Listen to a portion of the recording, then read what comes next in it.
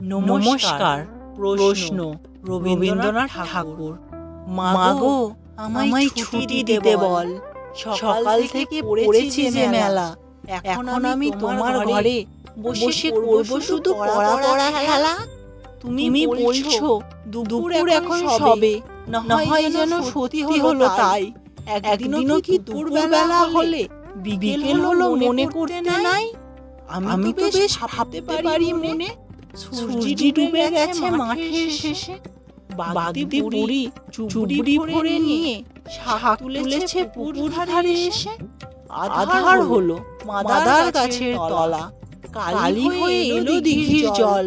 হাটের থেকে সবাই এলো ফিরে, মাঠের থেকে এলো চাষির দল।